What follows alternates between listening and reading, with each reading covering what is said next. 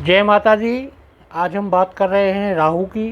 राहु एक मायावी ग्रह है और राहु के जो प्रभाव प्रेम विवाह, एक से अधिक विवाह, अंतर्जातीय विवाह, अंतर्धर्मीय विवाह और सोनाक्षी सिन्हा का अंतर्धर्मीय विवाह पर विवेचना करेंगे।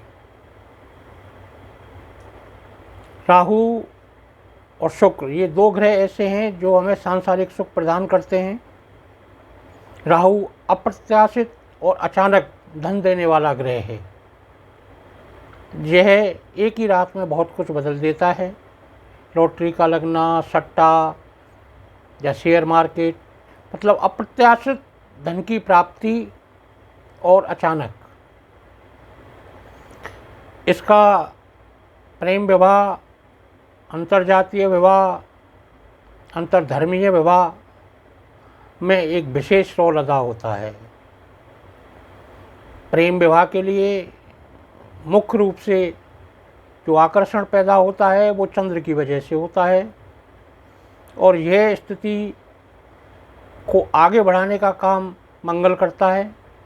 मंगल निडर और साहस का प्रतीक है। वो भी अगर संयुक्त रूप से बनता है तो उसमें साहस आता है। और राहु का एसोसिएशन होना और जुड़ना इन ग्रहों के साथ वो अंतर्जातीय और प्रेम विवाह पे लेके जाता है।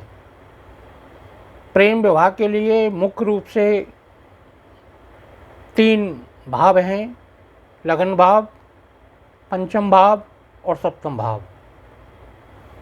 लगन भाव, सप्तम भाव दोनों अगर राहु के साथ जुड़े हुए हैं तो प्रेम विवाह का योग बनता है। पंचम भाव और सप्तम भाव ये एक दूसरे में परिवर्तित हो जाएं, एक दूसरे के भाव में इनके स्वामी बैठ जाएं, परिवर्तन योग बनाएं तो भी प्रेम विवाह का योग बनता है। पंचम भाव और सप्तम भाव के स्वामी एक साथ युति बनाएं और उस पर राहु की दृष्टि हो तो भी ये प्रेम विवाह का योग बनता है। राहु प्रथम भाव में अगर बैठा हुआ है तो मानसिक रूप पर एक व्यक्ति की मानसिकता पर एक अपना प्रभाव बनाता है। उसके अंदर एक कल्पनीय, एक काल्पनिक विचारधारा रहती है राजा बनने की। वो राजा जैसे सुखों को भोगने की इच्छा रख लेता है। प्रथम भाव में बैठा हुआ राहु सप्तम भाव को देखता है और सप्तम भाव में राहु की दृष्टि प्रेम विवाह की ओर लेके जाती है। अगर राहु पंचम भाव में बैठा है तब भी यह स्थिति होती है। राहु सप्तम भाव में बैठे हुए हैं तब एक या एक से अधिक विवाह का प्रबल योग बनाते हैं। अन्यथा सप्तम भाव पर एकादश भाव से पंचम दृष्टि आती है, लगन से सप्तम दृष्टि आती है, तो यहाँ भी ये प्रेम विवाह का योग बना देते हैं। तृतीय भाव में बैठकर जो दृष्टि इनकी पंचम आती है उससे ये योग नहीं बन पाता है। प्रेम विवाह के लिए मंगल अगर सप्तम में बैठे हुए हैं, राहु के साथ बैठे हुए हैं तो निश्चित प्रेम विवाह की ओर ले जाते हैं। राहु एकादश भाव में बैठकर भी अगर सप्तम भाव को देखते हैं या सप्तम भाव के स्वामी को सातवीं दृष्टि से देखते हैं तो भी ये प्रेम विवाह का योग बनता है। राहु शुक्र और शनि के साथ युति बनाएं या शुक्र और शनि को देखें तब भी प्रेम विवाह का योग बनता है। शुक्र और चंद्र की युति भी प्रेम विवाह का योग बनाती है। इन सारी चीज़ों के अंदर मंगल, राहु और शुक्र 12 में से किसी भी भाव में बैठ जाएं तो भी प्रेम विवाह की प्रबल योग बनते हैं। राहु का प्रेम विवाह और अंतर्जातीय विवाह में सबसे विशेष योगदान रहता है। राहु अंतर्धर्मीय विवाह के लिए भी विशेष योग बनाता है। यदि लग्नेश गुरु उनके स्वामी हो, यानी कि लगन में धनु राशि या मीन राशि हो और वो गुरु राहु के साथ बैठा हो, गुरु के चांडाल योग बना रहा हो, तो ये अंतर्धर्मीय विवाह की ओर जाता है। सेम स्थिति अगर सप्तम भाव में हो, यानी कि सप्तम भाव में धनु राशि हो और मीन राशि हो और गुरु राहु के साथ बैठा हुआ है या सप्तम दृष्टि से एक दूसरे को देख रहे हैं, तब भी ये अंतर्धर्मीय विवाह की ओर जाती है। या नवम भाव में धनु राशि हो, मीन राशि हो और गुरु राहु के साथ चांडाल योग बना रहे हों और वो युति सप्तम भाव से या सप्तम भाव के स्वामी के साथ हो रही हो, तब भी ये अंतर्धर्मीय विवाह का योग बनता है।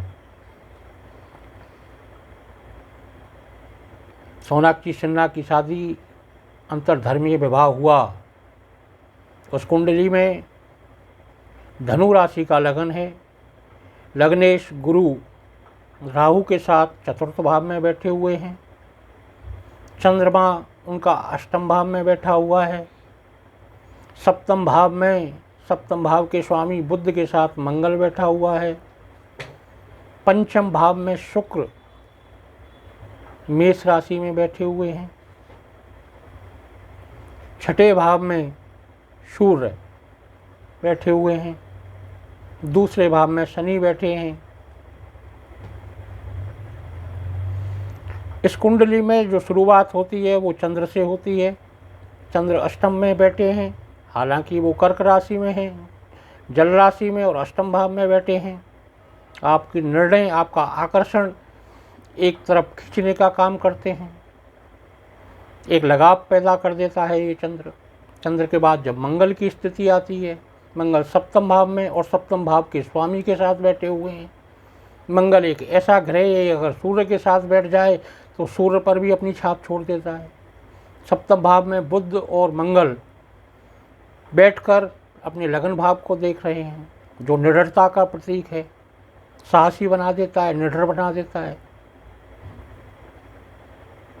और सबसे बड़ी चीज़ कि जो लग्नेश हैं गुरु, वो राहु के साथ चतुर्थ भाव में बैठे हैं, यानी कि अंतर्धर्मीय विवाह को स्वीकृति प्रदान कर रहे हैं। मंगल का बल आ गया, मंगल की लगन पे दृष्टि आ गई, निडर और साहस हो गया। छठे भाव में बैठा हुआ सूर्य हर स्थिति में आपको विजय दिलाता है। इसी कारण से ये अंतर्धर्मीय विवाह हुआ है। राहु की जो जीवन शैली में हमारे में जो प्रभाव हैं, वो हमारी मानसिकता पर सबसे ज़्यादा प्रभाव डालते हैं। दिशा से भटकाना ये राहु का सबसे पहला काम है। भ्रम का पैदा करना ये भी राहु का काम है।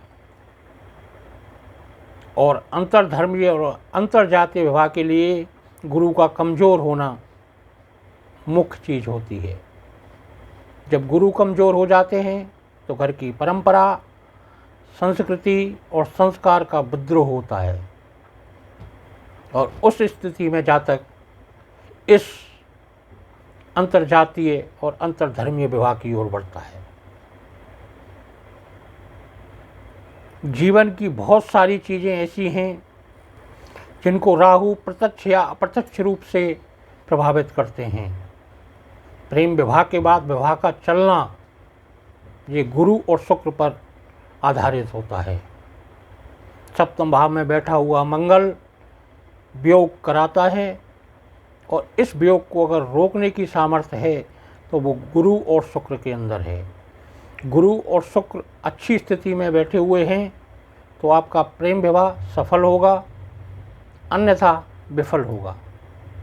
अपनी कुंडली में आप राहु की स्थिति देखें, अभिभावक अपने बच्चों की कुंडली देखें, अगर ऐसे योग हैं तो आप उनका उपाय करें, अपनी संस्कार, अपनी संस्कृति को जीवित रखें।